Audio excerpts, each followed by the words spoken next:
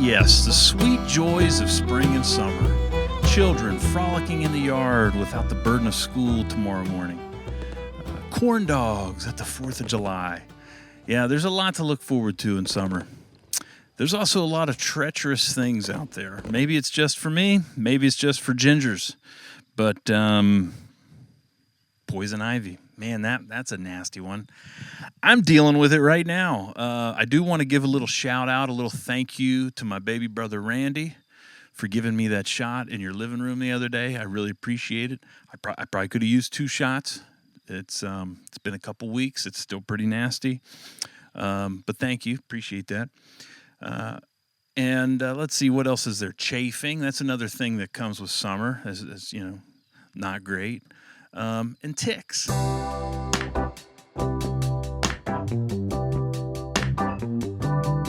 And if you live east of Texas in the country, there's 3 main types of ticks that you're dealing with. And I've kind of tangoed with all of them. I've kind of danced with the devil with all 3 of them, and they all 3 pack a different little punch. Yeah, and I also want to hear in the comments your disgusting tick stories. So if you've been bitten by a tick and you have something crazy about that, let me know. I want to hear about it. But yeah, hi, I'm Ricky with Good Taxidermy. Thank you guys so much for watching. I really appreciate it. And I also appreciate all the new subscribers. So thank you guys for being here. So yeah, if you like to be outside very much at all, you know what I'm talking about. You deal with ticks. And some people don't really have to fool with them that much, and some people are magnets for them. And I'm just going to kind of share some experiences I've had and then some things that I do to keep them off of me. 3 types of ticks. If you live east of Texas in the country, these are the 3 main types of ticks. Now, there's a ton of new invasive ticks, and they're bringing with them a ton of new diseases. A fellow named Jason emailed me about this earlier in the week, and Jason, I really appreciate you sending that. I'm going to dig more into the invasive species of that. I think that is very, very interesting, and partially to blame for all these diseases that people are contracting from ticks. I mean, I don't remember as a kid hearing about that many people that got diseases from ticks, and if you did, it was Lyme's disease. You didn't hear anything else. And now you hear a lot of alpha-gal. That's a big one that you hear a lot of. Rocky Mountain spotted fever. Both of those. Super prevalent when, I don't know, 5, 6, 7, 8 years ago. Had anybody heard of Rocky Mountain spotted fever in the Ohio Valley? I don't think so. I had it in 2023. Not good. I was pretty sick, but to be honest with you, I thought I had alpha-gal. Went out to had a nice steak dinner, went home and promptly started to throw up big time. And I thought, oh no, Dad's got alpha-gal. But I didn't. I didn't go to the doctor, but I did some experiments for about a week, and then I went to the doctor, and they put me on antibiotics, but and that kicked it. So if you got Rocky Mountain spotted fever, a round of antibiotics will boot that stuff, okay? But it's no fun. It's terrible. Feverish. It's rough. I had really bad nausea, really terrible headaches. Yes, so Rocky Mountain spotted fever comes from tick number 1 that we're going to talk about, and that is the American dog tick. Who let the dog ticks out? You don't want one of those big floppy boys flapping off your armpit. Those are gross, man. Can you imagine like picking one of those off of your scalp? Clearly, I've had Rocky Mountain spotted fever. I'm not judging you, but I'm just saying, super yucky. Don't let that happen. Tick number 2 that you're going to encounter out in the great outdoors is the black-legged tick, more commonly referred to as the deer tick. Why is that one special? Because that one can kill you. If you leave it on for more than 24 hours, the odds go way up. But it is a carrier of Lyme's disease. It's the primary tick species that will give you Lyme's. And that's another one that I have tested positive for and knocked out with antibiotics. And I have said for many years that I'm destined to have it, but I really don't want alpha-gal. I've not had it. I don't want it. But anyways, Lyme's, if you find it early, you can have it treated with antibiotics, and it zaps it. Kills it early. You won't have Lyme's anymore. And that's exactly what I had. So I had kind of a dull ache, like a flu body ache, kind of a low grade fever. Had the big target, the red ring around it or whatever, on the bite. And apparently you don't get that with every time. Like it's like 80% of them get a red ring around them or whatever, but mine did, and that's what freaked me out. I went to the doctor, and they said, "Yep," and they gave me antibiotics for it. But we knocked it out. That's good. I think they say in the first 30 to 60 days, but I could be wrong on that. Get there as soon as you can. In fact, now I would go if I was bit by a tick. I don't really want to say that because that's a lie. I don't go. I got bit by a tick a week ago. I didn't go. Anyways, tick number 3 is one with a little white dot on its back, and you've probably seen it. It's the Lone Star tick. Now, the males don't have dots, but they stay on their host. They don't fall off, so they rarely end up on a human. If they get on a dog or a horse or a deer, they're going to stay on as long as they can. So the females you're going to encounter. But Lone Star ticks are the primary tick carrier of alpha-gal. And if you don't know what alpha-gal is, count your lucky stars, because it sounds like a real nightmare. I mean, they're all nightmare, but that one sounds like an absolute nightmare kind of situation. And what it does is it makes your body allergic to mammal products. I think the symptoms vary. They range. There's a spectrum, but most people I've talked to, it's pretty extreme. And milk, butter. Some people they can't eat food cooked in the same grease as a mammal product, grease that cooked a mammal product. Some people can't eat food prepared in a room where you cooked mammal product. I mean, some people are wildly allergic. Now, the nice thing is I think there's been a bunch of breakthroughs, and people are getting relief. I don't know a lot about alpha-gal because I don't have it, but I do have friends that have it, and I have found that, or they have found that acupuncture has alleviated symptoms. That doesn't really sound fun either, but I mean, I'm sure that people are thrilled that there's some kind of treatment for this. Have you ever been outside and gotten completely covered in ticks? Hundreds and hundreds of ticks. I think that is common. Sometimes I don't know if you just walk through where a bunch of them just hatched. One of those times covered in all these, it was when we first bought the farm. And it was my first real work day here. And I spent an entire day hanging tree stands, hanging trail cameras, cutting, shooting lanes. And I sprayed with DEET, but I did not take it nearly as serious as I should have. I was covered in hundreds and hundreds of ticks.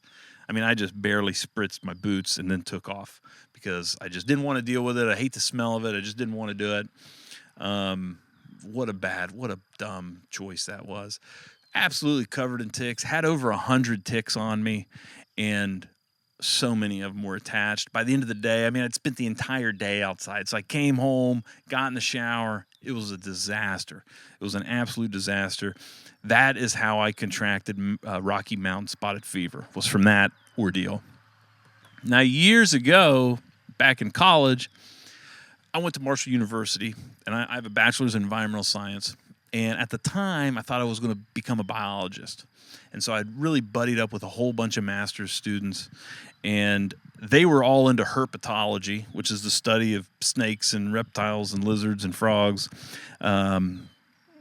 I was more interested in ornithology, migratory birds, and had looked at a bunch of graduate schools out west that really focused on migratory birds. I ended up not going to graduate school and pursuing that at all, but I did get to go on a bunch of really cool adventures and experiences. One of them was several night herping trips to Green Bottom Swamp over in West Virginia, right on the Ohio River. And it's a pretty big wetland, and they've got a wooden deck that stretches for a quarter mile, and you can walk out into the wetland and kind of look around. And so that's what we would do.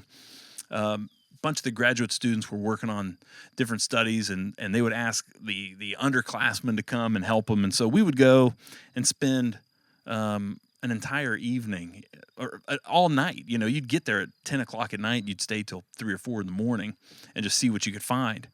Well, it's pitch black, and you've got headlamps on, and you're looking for snakes. You're looking for frogs.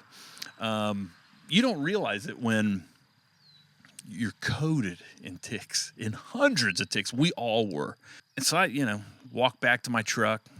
1996 Ford Ranger named Pearl. She was a sweet machine, had a topper on it. It was an S10 topper on a Ford Ranger, but we made it work with some roofing screws. But got into that truck, and old Pearl had a nest of ticks in her till the first frost. I really learned to coexist with ticks in that old stick shift. For some reason had mud tires on a 2-wheel drive Ford Ranger, and had a lot of ticks, bred a lot of ticks in that thing.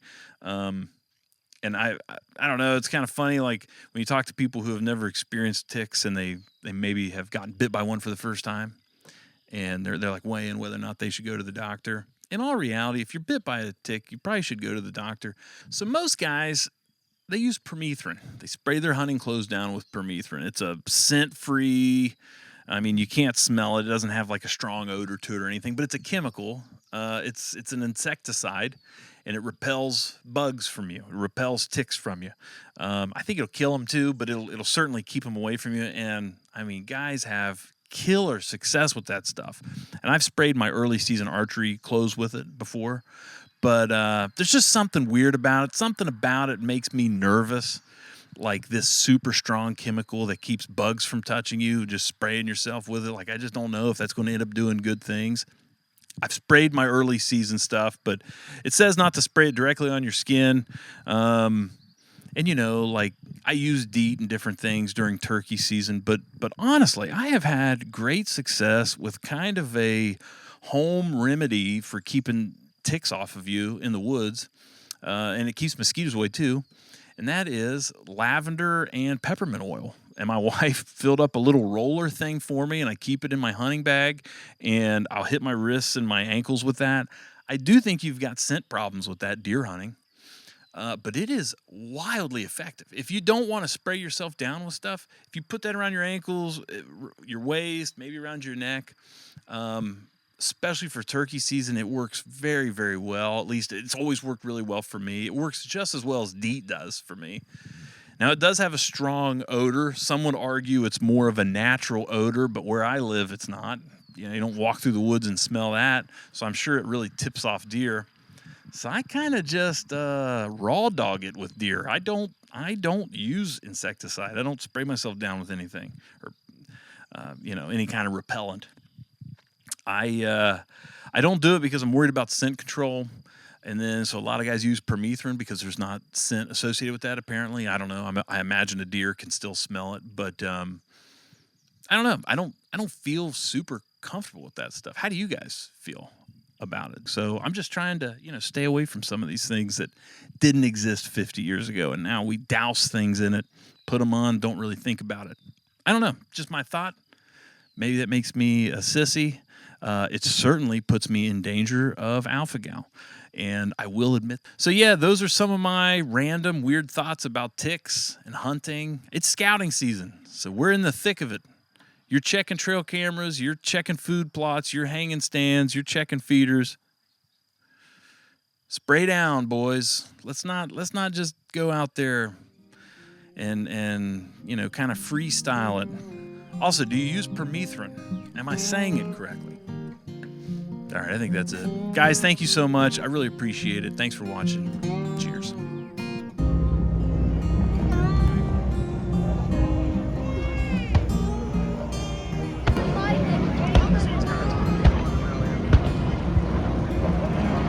Oh, that one dropped.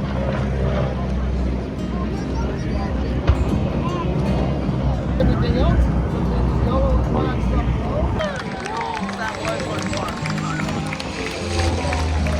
Finally, a big one.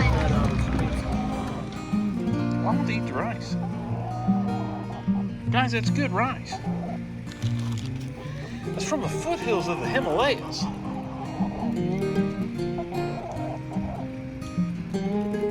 There you go, Bruce. Get in there, big dog. Big dog's leading the pack.